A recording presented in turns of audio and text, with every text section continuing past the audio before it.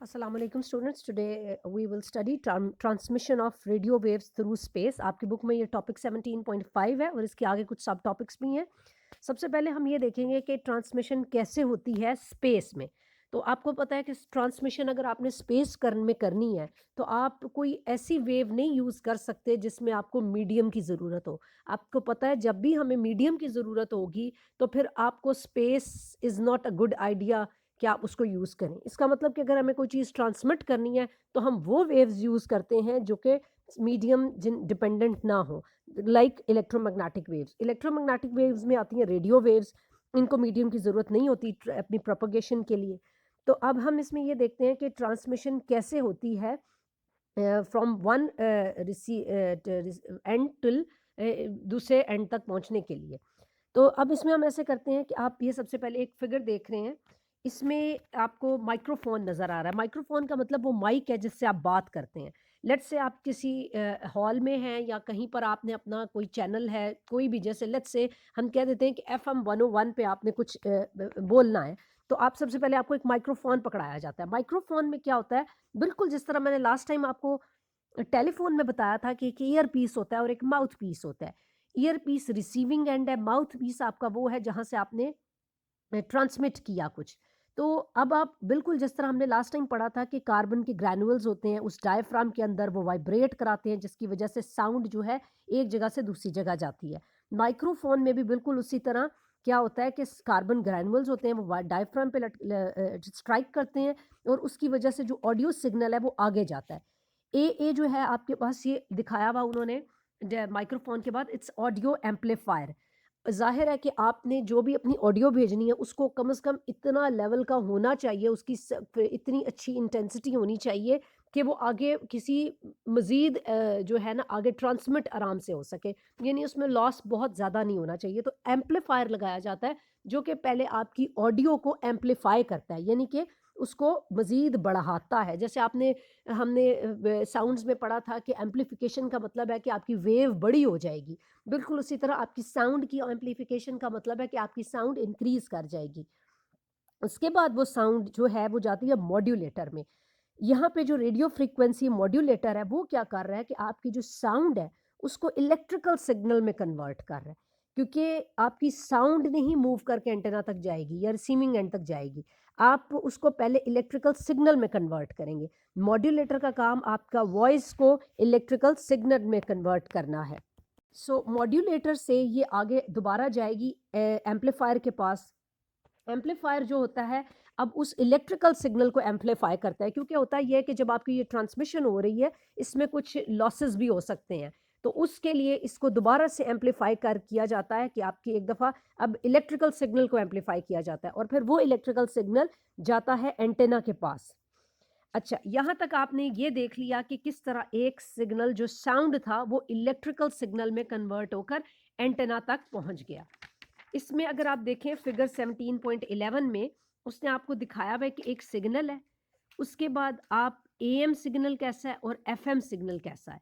तो उसने different signals को आपको सोर्स और उसका वो दिखाए हुए हैं कि किस तरह से मूव करता है. Information in the form of audio frequency, AM AF का मतलब है ऑडियो फ्रीक्वेंसी सिग्नल्स में be transmitted directly by the cable. However, in order to send information over long distance, it has to be superimposed on electromagnetic waves. तो उसने ये कहा है कि आपको एक सिग्नल को सुपर इम्पोज यानी कि उसके ऊपर चढ़ाना पड़ता है इलेक्ट्रोमैग्नेटिक वेव पर. एक साउंड को इलेक्ट्रोमैग्नेटिक वेव पे चढ़ाकर फिर आप उसको दूसरी जगह पर पहुंचा सकते हैं.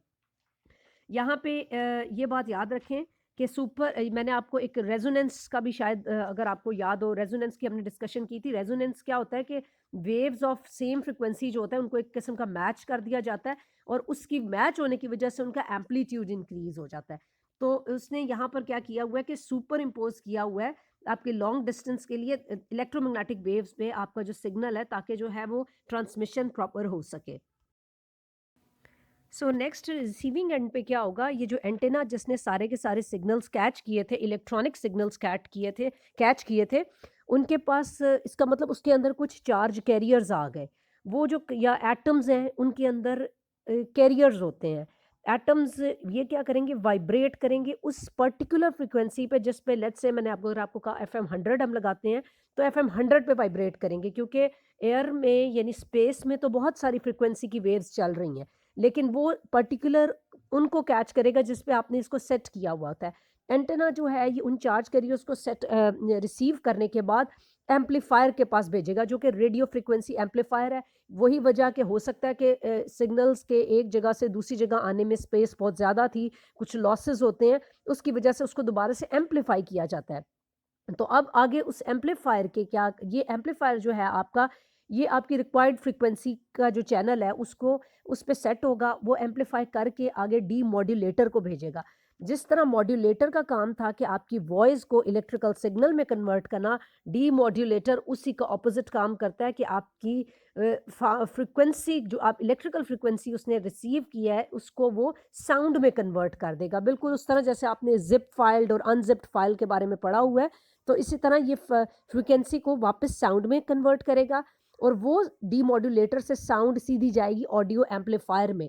दोबारा आपकी आवाज़, क्योंकि हमें लाउड स्पीकर पर ऊंची आवाज़ सुननी है, विदाउट लॉसेस सुननी है, इसलिए वो ऑडियो एम्पलीफायर क्या करेगा, आपकी ऑडियो यानी आपकी साउंड को एम्पलीफाई करेगा। और उसमें ये और वो एम्पलीफायर क्या करेगा, आगे लाउड स्पीकर के थ्रू रिसीवर एंड पर आपको रिसीव हो जाएगा। इसके इसी मेथड पर बहुत सारी चीज़ें हमारे पास मौजूद हैं जिन जो सो स्टूडेंट्स ट्रांसमिशन थ्रू जो वायर्स होती है और स्पेस के थ्रू उसके, ये भी एक काइंड ऑफ उसकी एप्लीकेशन है कि हम किस तरह से एक मैसेज को दूसरी जगह तक कन्वर्ट कर सकते हैं। वो उसके लिए एक हमारे पास एप्लीकेशन है फैक्स मशीन। फैक्स मशीन्स को टेलीफैक्सिमाइल्स भी कहते हैं, और ये बेसिकली पहले ज़्यादा यूज़ होती थी। आपने सुना होगा एक फैक्स नंबर होता है, जिस तरह एक टेलीफ़ोन नंबर होता है हर इंसान का। तो जब आपने एक जगह से दूसरी जगह फ़ोन का नंबर जो नंबर कॉल करनी हो, तो आप एक स्पेसिफ़िक नंबर डायल करते हैं और उस बंदे को कॉल जाती है। इसी तरह फैक्स मशीन में भी आप एक स्पेसिफ़िक नंबर होता है, जो आपका अपना होता है, और एक रिसीविंग एंड पर नंबर होता है जिस पर आप फैक्स भेजते हैं। फैक्स मशीन असल में क्या करती है कि ये ओवरऑल बिजनेस पर्पसेस के लिए यूज़ होती है, इंपॉर्टेंट डॉक्यूमेंट्स को एक जगह से दूसरी जगह सेंड करने के लिए, बिल्कुल जैसे थ्रू फ़ोन लाइंस सेंड करने के लिए इस्तेमाल होती है। तो ये बेसिकली क्या करती है, स्कैन करती है एक पेज को, और उसका जो टेक्स्ट यानी जो black and white, black portion में लिखा होता है या ग्राफिक्स लिखे होते हैं या कोई पिक्चर होती है या कोई डायग्राम होती है, उसको इलेक्ट्रिकल सिग्नल में कन्वर्ट करती है और इसको ट्रांसमिट करती है दूसरी फैक्स मशीन में जो रिसीविंग एंड पर होती है। अब रिसीविंग एंड वाली क्या करती है, इस सिग्नल को दोबारा प्रिंटर की फॉर्म में कन्वर्ट करके आपको वो मैसेज एज अ पेज आप रिसीव कर लेते हैं कि जो भी रिसीव हुआ होता है। जिस तरह पहले हमने बिल्कुल बताया था कि किस तरह साउंड टू एंटेना और एंटेना टू दोबारा लाउड स्पीकर हम गए, ये फैक्स मशीन भी उसी प्रिंसिपल पर काम करती है। Thank you very much.